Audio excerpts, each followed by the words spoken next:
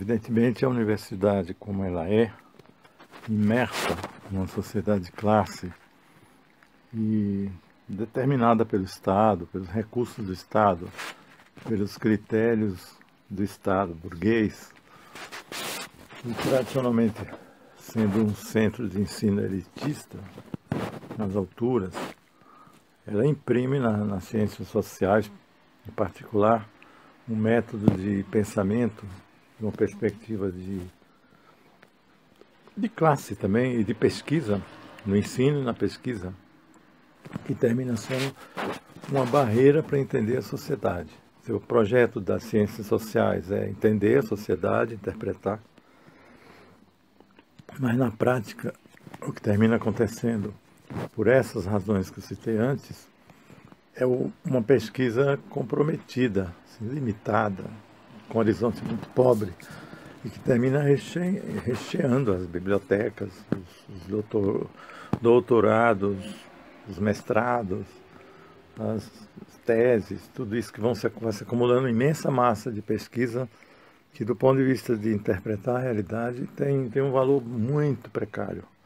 Às vezes serve como uma fotografia, um instantâneo de um processo, mas raramente leva a fundo, até o final, a interpretação daquele processo. Por exemplo, é comum hoje, atualmente, que se fale em pesquisa qualitativa nas ciências sociais, pesquisa qualitativa na área de saúde. E aí, quando você vai ver, por exemplo, um dos métodos de pesquisa qualitativa, defendido por um tal de Uwe Fisk, é o método idealista, essencialmente idealista, que é aquele de você fazer pesquisa através de entrevista, depois fazer uma leitura imanente, uma espécie de análise daquilo que os entrevistados falaram sobre o seu campo, sua esfera, e depois tirar conclusões a partir dessa amostragem, que é claramente uma amostragem superficial, porque parte do pressuposto, entre outras coisas, que aquilo que, por exemplo, os trabalhadores de uma determinada escola, os professores, que aquilo que vão ser pesquisados, vamos supor, aquilo que os professores falam, ou os médicos numa unidade hospitalar, ou os varredores de rua numa unidade de limpeza, que aquilo que eles vão falar sobre as condições de trabalho, como eles veem o próprio trabalho, é a realidade, é uma análise do real.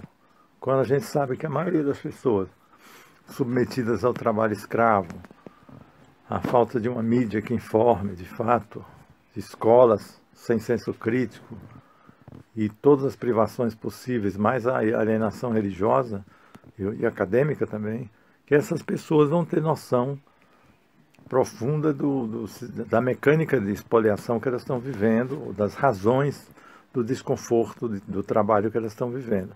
Elas vão perceber o desconforto, mas outra coisa é imaginar que elas vão poder explicar até o fim, sem que estejam na luta de classes, ou num processo revolucionário, ou lutando por transformação do seu ambiente de trabalho. Aí, sem isso, dificilmente a entrevista vai refletir a dinâmica daquele meio, né? Mas as pesquisas chamadas qualitativas costumam partir desse pressuposto, que você pode fazer o seguinte: chegar num ambiente, numa unidade hospitalar, e se propor a estudar, por exemplo, o mal-estar nos médicos. E aí fazer um interrogatório, uma pesquisa, digamos uma entrevista, e isso vai mostrar como é que é o que é, quais são as razões e a dinâmica do desconforto naquela unidade hospitalar. Nesse ponto existe um empobrecimento da realidade. Por quê? Porque o método de abordagem foi descritivo, foi puramente empírico, foi puramente superficial. E por mais que eles escrevam livros, como esse autor que eu citei, Fisk, um alemão, adotado muito aqui no Brasil, nas ciências sociais, por mais que eles elaborem critérios, códigos para avaliação da entrevista, uma série de regrinhas formais, nada sai do nível formal, nada transcende o nível do que eles chamam de leitura superficial, imanente, né? Que eu chamo de leitura superficial dos dados. Porque eles se recusam a partir de uma outra perspectiva, que essa sim é desvelar a realidade. Qual é a pesquisa? Quando você vai abordar uma unidade de saúde, quando vai abordar uma unidade escolar ou de garis, certo? É necessário se perguntar que contradições imperam naquela unidade de produção de serviço. Quais são as contradições de uma escola, do aparelho escolar, de uma unidade escolar? Na relação médico, professor-aluno, na relação dos professores com o gerente da escola, seja ele estatal, seja ele privado, na relação dos professores com o currículo, na relação dos professores com o tempo escolar, na escolha da metodologia de ensino, etc, etc. Então vai se perceber que aquela esfera, aquela unidade de produção, de saúde, de assistência médica, de ensino, etc., a dinâmica que impera ali, a dinâmica de classe, e a dinâmica que impera sobre o sujeito daquela unidade, que é o trabalhador, no caso da saúde, o usuário, no caso da escola, o estudante, etc., que a relação que impera, a opressão que impera sobre eles vai passar ao largo do estudo. O estudo pegou pessoas, não pegou classes sociais. E ao pegar o objeto, digamos, a unidade de saúde, insiste em ignorar que se a relação de trabalho fosse outra, seria outra subjetividade. E que com a relação de trabalho que existe, realmente existente naquele espaço, e a relação determinada pelo comando da unidade, que é a gestão, como a gente chama, a gestão do diretor, do dono, etc., do gerente, que ignorar isso, não considerar isso, e que dependendo da gestão, vai haver maior ou menor desconforto, maior ou menor sofrimento, maior ou menor pressão, maior ou menor mal-estar.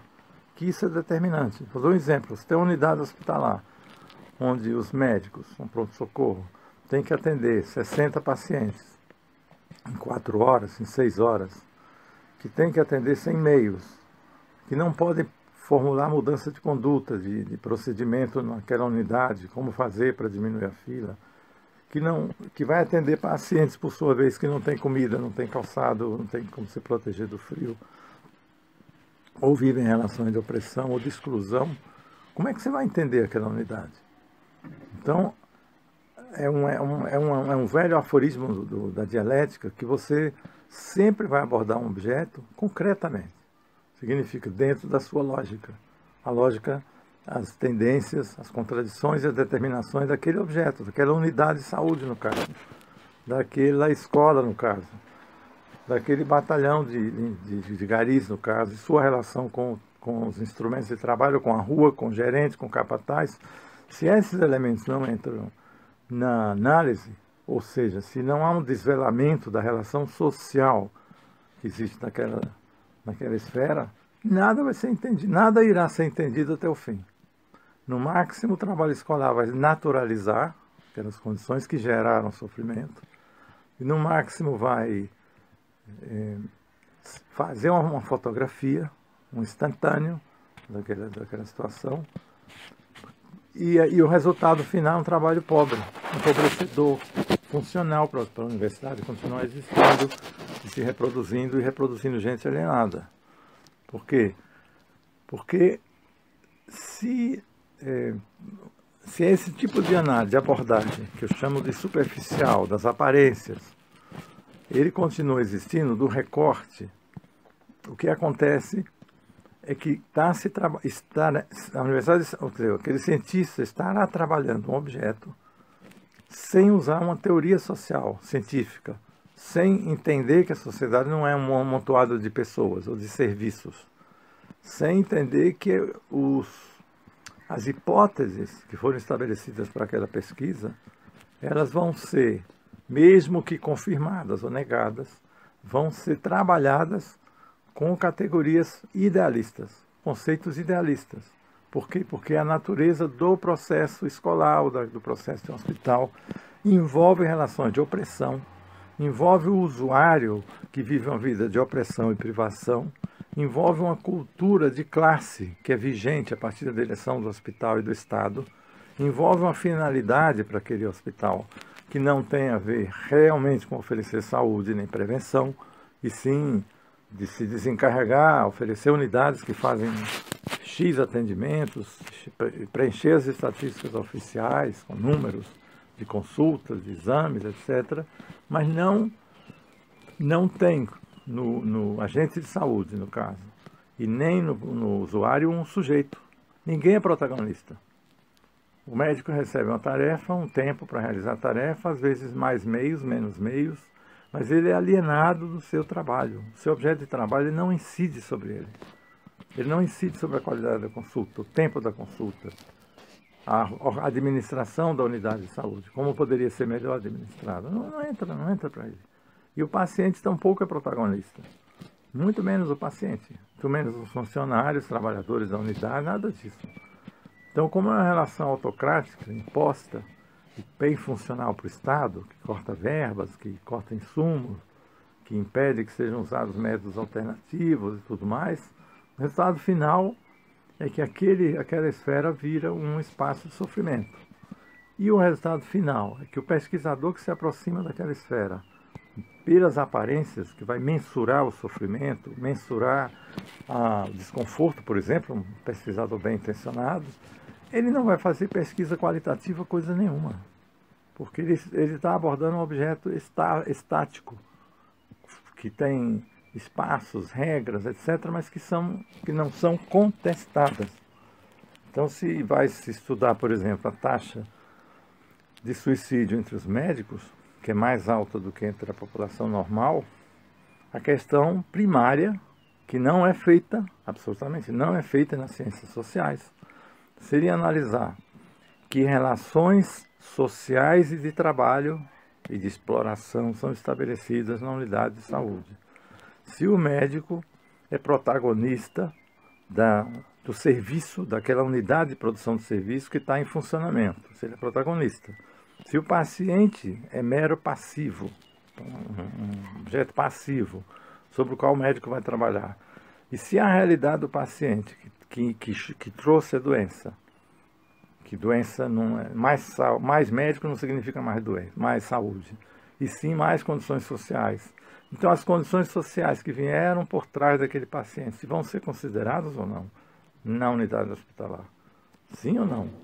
Então, se o paciente tem o que comer, se isso, se aquilo, então, ao não ser a não serem abordadas essas questões, essa dinâmica, essa dialética e as determinações da unidade de produção de serviço, quaisquer pesquisas que sejam feitas podem perfeitamente ser classificadas como pesquisas idealistas, superficiais, empíricas, e que não servem para interpretar a realidade, e muito menos para transformar a realidade, muito menos para transformar. Então, a gente pode falar, sim, de uma miséria da pesquisa nas ciências sociais, nessa etapa do capitalismo brasileiro.